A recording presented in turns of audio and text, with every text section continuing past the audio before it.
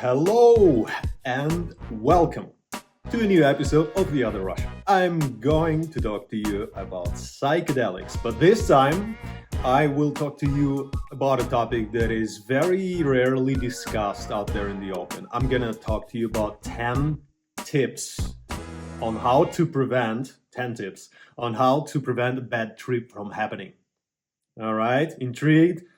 Let's roll. Just in general, for your understanding, why does it matter? Of course, there are different scenarios of how people consume psychedelics.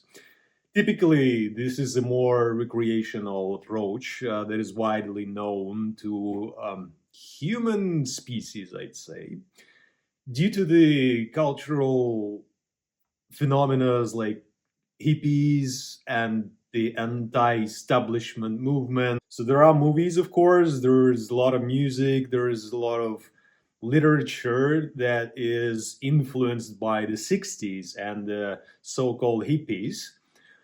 Although, looking at myself, a person with long hair, probably I can consider myself as a hippie in a sense. And this is what typically is hippie. Like, people are used to that type of vision of marginalized people with long hair and, thinking about some crazy as shit concepts and conspiracy theories or whatnot. And just, living their life. But, in eyes of some people, they are perceived as weird or strange. So probably I'm here to dismantle that myth as well. I've recently compiled a post for my Telegram channel in Russian, as I discussed in my previous episode. And I thought, why not talk about this? Because this is critical. So what typically happens is that, I started with the two ways of consumption, and one is known like recreational. And what is recreational, right? Is that when people consume either in nature or at the clubs or at some flats where people just hang out, houses, whatever are the 4-walled or 6-walled locations.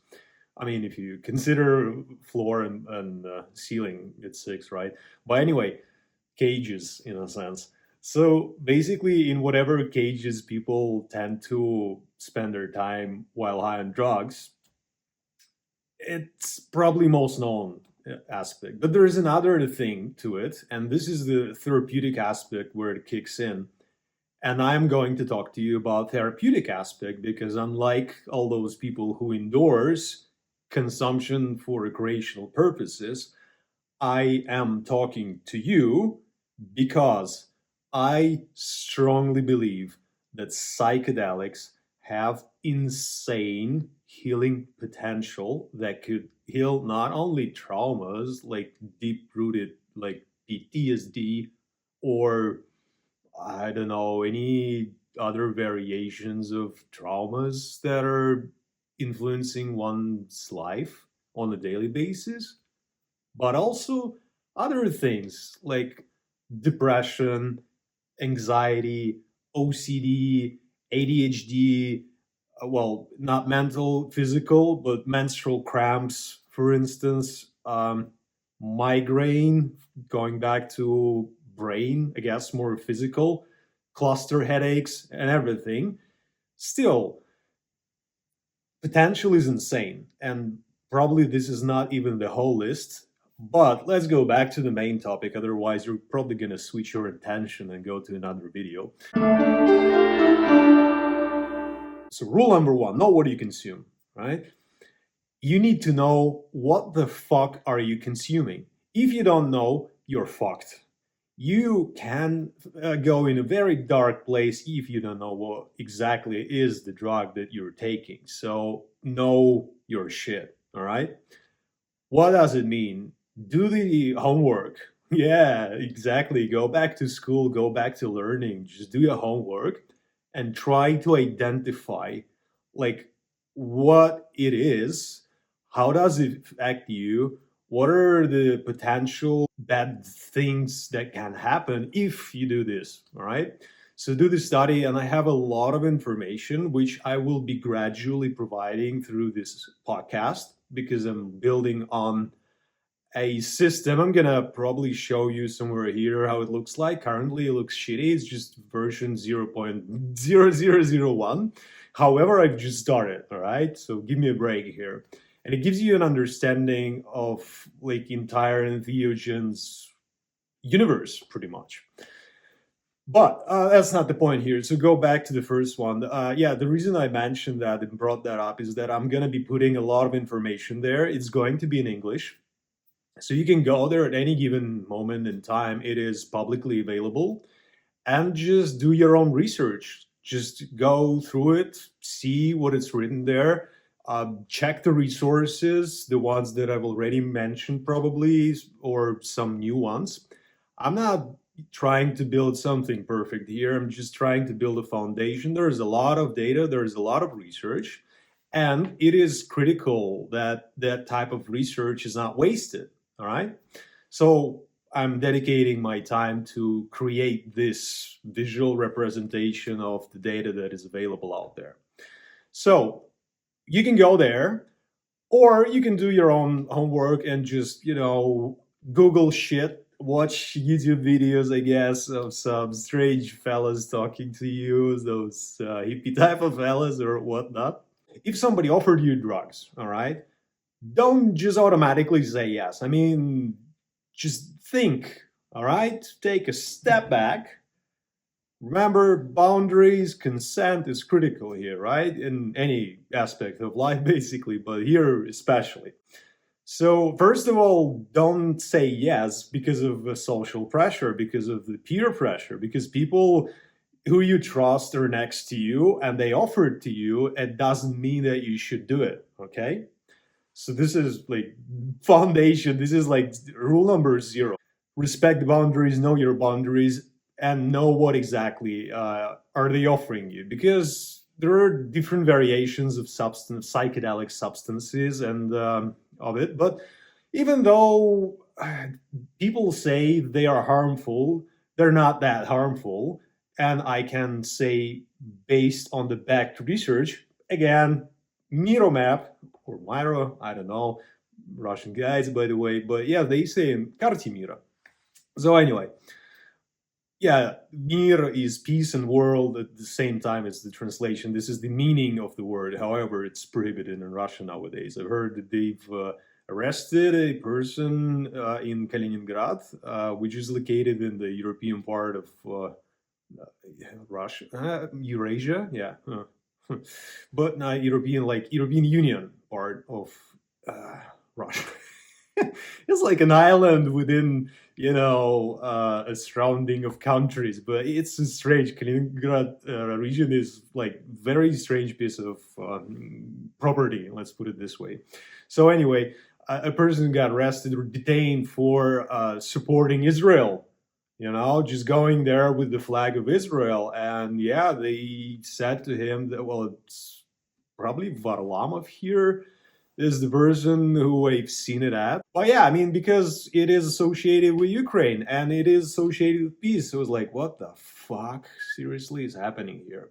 But anyway, the meaning is this, right? So let's go back to rule number 1. Know what you're consuming. So do your homework, check out the information, make sure you know what is exactly there. And I can talk a lot about this topic, but if you want to, just put it in the comments and I'll respond. Or maybe record an additional episode dedicated to that particular direction because it deserves time. And I got a lot of information, so I can share, no problem. Rule number 2, set and setting.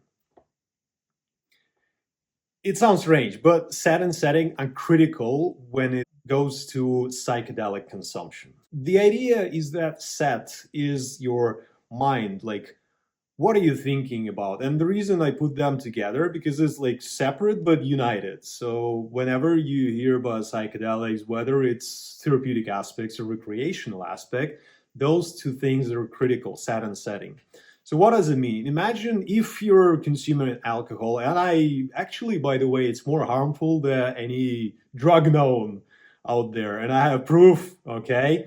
So anyway, so you can consume alcohol with a certain set, like whether you're happy or, grim or depressed. So those would be like two totally different experience. However, the alcohol is the same, right? So it's, I don't know, whatever, cocktail, beer, shot off, and what is your set, like your state of mind when you're doing it? It's going to be like two different scenarios. So setting is different in terms of where are you exactly physically, which cage you're in, or nature. And it is, of course, important in the context of psychedelics in many ways. So again, one thing would be to consume psychedelics at a party, nightclub, or a festival. It would be entirely like universally different scenario if you are consuming it in a more therapeutic way, which is like concentrated on your internal world and helps you as a human being go to deep levels of your psyche, get in touch with it, and be able to resolve all the conflicts or trauma scenarios that have been pushed down from your psyche. So when something bad happens, typically people, I mean, I'm not judgmental here, it's just how psyche works.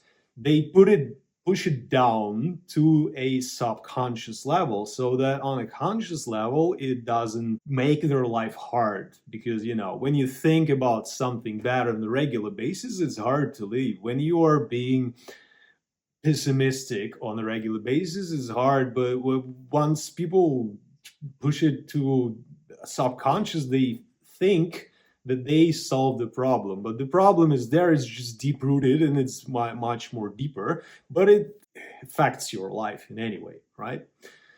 So you want it or not, it's going to be there, unless it is resolved. So again, two entirely different settings of consumption: club, party, rave, and one, the therapeutic, which is again gives you an understanding of who you are as a human being, as a personality, is with your defense mechanisms, traumas, like stories, or whatever it is that is kind of hardening up your life or making it hard to live or enjoy life, let's say. But anyway, so set and settings are critical. Yeah. So whenever you are about to consume, make sure that those are aligned. And again, I'm not saying that you should consume drugs under no circumstances. It's not that I'm protecting myself, I'm protecting you as well.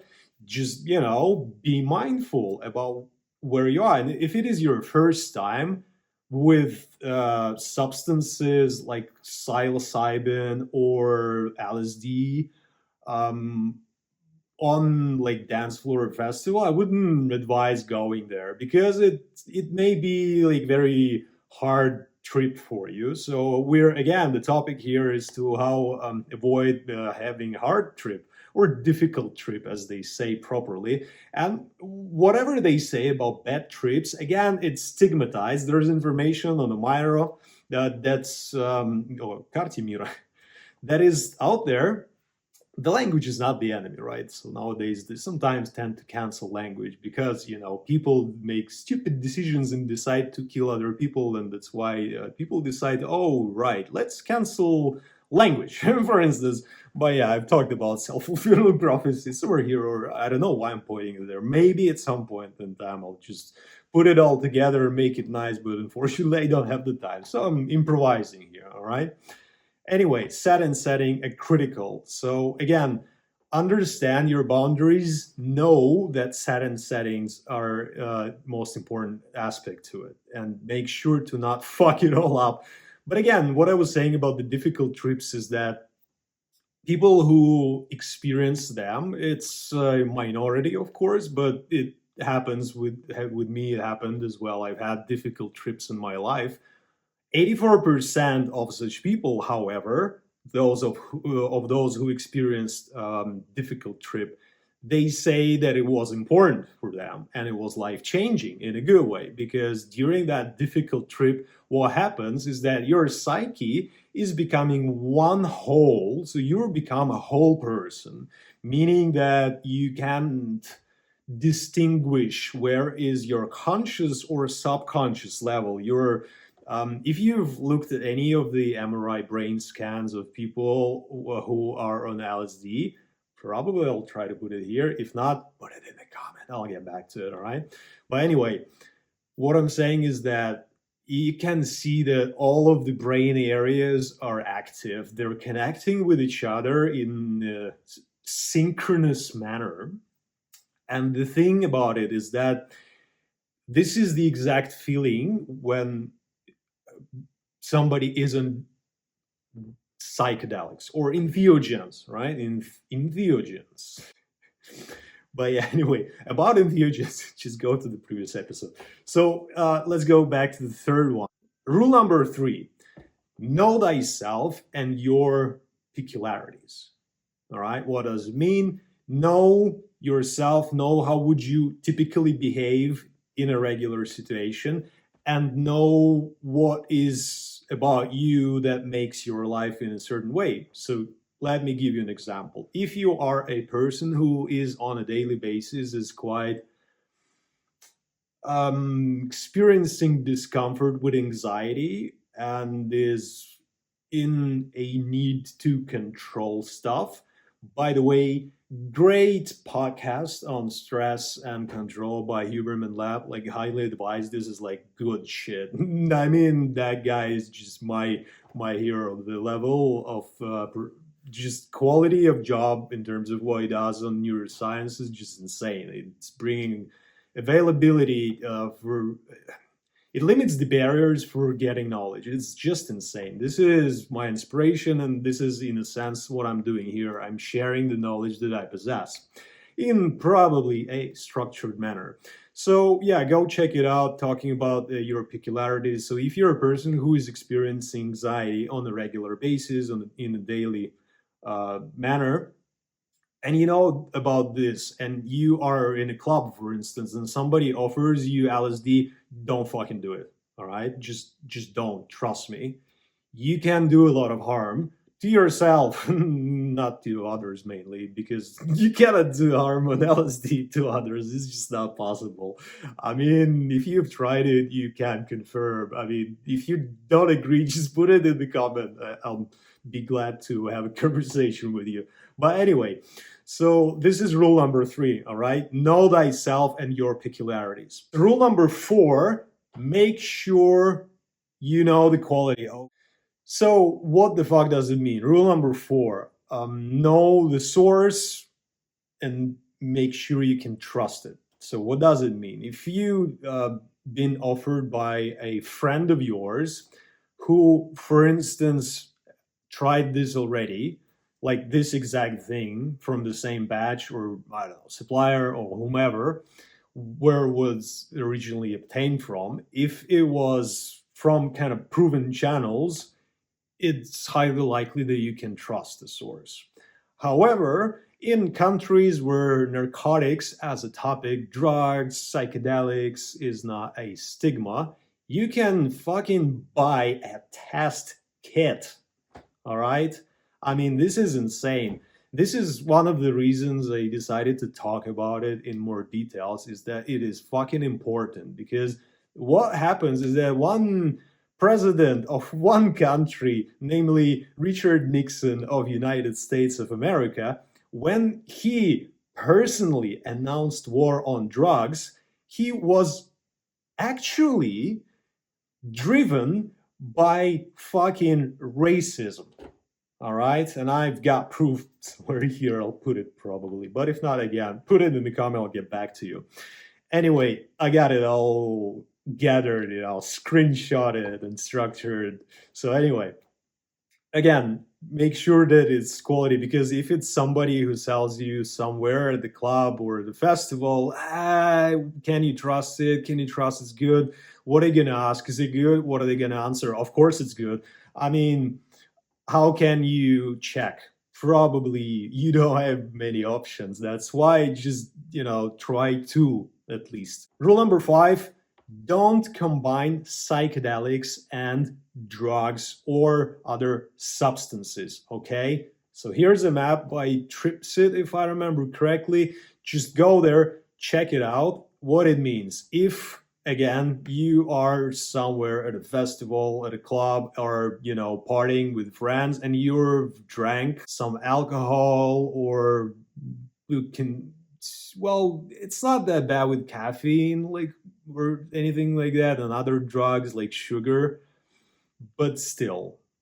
So, for instance, if you're drinking, if you've had like a couple of beers, and then somebody tells you, "We got acid, let's do it," and you're like, "Whoa, don't do it." Don't. Just, it's not a good idea. What it means is that your trip may be affected, your psyche is not in a good condition. If you are talking about psychedelics, and I, again, here specifically for the purpose of this episode, I'm mainly talking about psychedelics because there is a stigma around it. However, the general direction is entheogens. All right, so I'm going to talk about them more and more. Anyway, rule number 5: don't combine. And of course, here is a critical thing that you need to remember at all times. If you're using a substance, don't mix it with the second substance unless you're experienced psychonaut, like myself. By the way, Hunter Thompson said a really nice phrase. I'm probably going to put it there. But yeah, the phrase is around that whenever somebody tells you something about psychedelics and it is a person who never experienced it, that person is bullshitting you. It's not quote unquote, I'd probably get to see it more neatly said. But anyway, the idea is there. So, rule number 6: prepare. Prepare. Whatever the fuck is going to happen to yourself, just make sure that at a point when you would need, I don't know, water, snacks, or whatever it is, just think ahead, plan a trip, do it properly. It sounds boring, right? Plan a trip, like who would do it? But yeah, I guess it's my age here. Of course, at the age of 16, nobody's gonna sit there like, let's plan a trip. But why the fuck not, actually? I mean, the generations nowadays are becoming more and more aware and more conscious. So hopefully somebody sees this, hopefully somebody decides to do it. What I'm talking about, it is better to have a planned trip and experience it in a more richer, broader manner and help yourself, rather than just improvise and fuck it all up and then never get in touch with, or maybe even traumatize yourself or even kill. I mean, even though there's situations like people jumping out of the windows are not happening on a daily basis, and it's not because it is prohibited. I mean, it is because, I mean, you can, of course, if you want to, but don't do it. It's always, you can find a something to live for. Just trust me. If you ever feel depressed, call for help. Just call for help, okay? It could be your friend, it could be your family, it could be a helpline, it could be like any way you want to. I don't know, AI. Ask AI, like, what should I do if I have depression? Right? Nowadays, you can do it. It's better to than kill yourself. But anyway, what I was saying is that it's not because people get high on acid and then jump off the buildings. The thing is that when you're high on acid, like LSD, or on psilocybin mushrooms, probably as well. Highly unlikely on MDMA, although you can get in that direction. So people may feel a kind of limitless capability. So if you've ever seen a movie called Limitless, maybe I'll put it there, but not. Or something like that. So you'll find it very entertaining. However, this is type of feeling that you get when you're high on acid. So that's why people think that they can fly. All right, for instance, not all the time. Those occasions, like maybe once in a billion or a million or whatever, but they happen, of course. But the problem is that people didn't take care of set and setting, right? So Again, rule number, what was it? Fucking four? No, three? No, two? Yeah, two. Rule number two, set and setting. Rule number I haven't, studied yet. I mean, give me a break. Again, improve, not prep. Rule number seven. Oh, this is a good one. This is a very important one. So, rule number seven, make sure you have a sitter. Okay. So, we got a dog, and when we go somewhere, we ask a sitter to sit with the dog. But when we are, as humans, are high on psychedelics or other substances, we are more in line with our animal selves because we are animal, right? We are all apes in a sense. So basically, everything that is on top is the plot of human imagination. And this is what separates us from animals. It's that we can imagine stuff. So we've imagined it all pretty much. But still, we do need a trip sitter. So, who is a trip sitter? Is a person, ideally, who is experienced with the substance, specifically the one that you're planning to consume, or a person who can just make sure that you're going to be all right. You're not going to be fucked. You're not going to fly off the roof or anything like that. It could be a friend of yours. It could be a professional guide. Nowadays, I think you can even find a trip sitter in US at least. I'm not sure about other countries. The problem is that it's kind of illegal. Well, it's not illegal per se. It is illegal in the majority of countries because of Richard fucking Nixon, motherfucker. I mean, because he uh, imposed a war on drugs, I, as a hippie, have a conspiracy theory is that US is basically running the world. So, it's just orchestrated, right? Same as, unfortunately, war with Ukraine. Yeah, I mean, they're pleased his ego. So, he decided that he can conquer the world and decided to launch a war and conquer Kiev within 3 days. Got fucked. Bye. Anyway, what I'm saying is that a trip sitter knows that, first of all, ideally, you should find a trip sitter with experience in consuming, at least, right? Because if people say that they've consumed and they have experience, maybe it's, something that could let you feel better.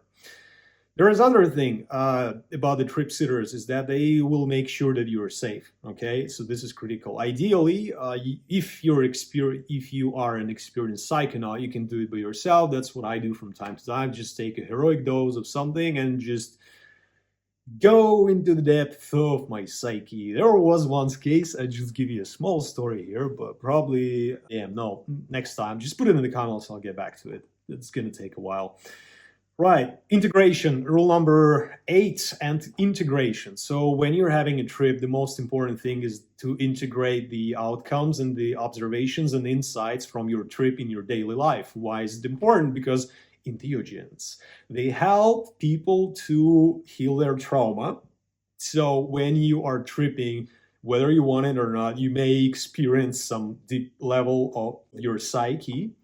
And yeah, I mean, it could feel as if it's just a drug trip. It's just, I don't know, whatever. I was delusional. And this is the thing. Originally, the term psychedelic was coined by Humphrey Osmond and Aldous Huxley. See previous episode. Thing is, it's mind manifesting, right? So again, it is mind manifesting, soul manifesting. It shows you the soul, your soul, not somebody's soul. So this is the thing, right? It's important to integrate it all after the trip is finished. Otherwise, it's just a wasted trip. So next one, rule number 9. This is an important one. Remember one thing. Everything is going to be okay. Everything is going to be okay. Everything is going to be okay. Just repeating it 3 times specifically so that you remember, okay? This is important thing. So when you're high on psychedelic drug or something, you may feel that I'm losing my mind. I'm becoming insane. I feel like I'm losing his shit completely, like completely meltdown. Remember, ego dissolution and ego death are the concepts that are widely discussed, and we'll talk about them later on. But anyway, when you are high on something, remember one thing: you are going to be all right, unless you or your close bloodline relatives have issues with mental issues like schizophrenia and or bipolar. So if you have those, just don't do psychedelics ever. Trust me, don't do it. It's research backed. All people are saying this, right? However, for the majority of cases, whatever is you are experiencing, it's temporal. It's gonna pass. Just trust me. I've been there. I know from my experience. So rule number 10. This is not a rule, but I'm gonna put it anyway. Yeah.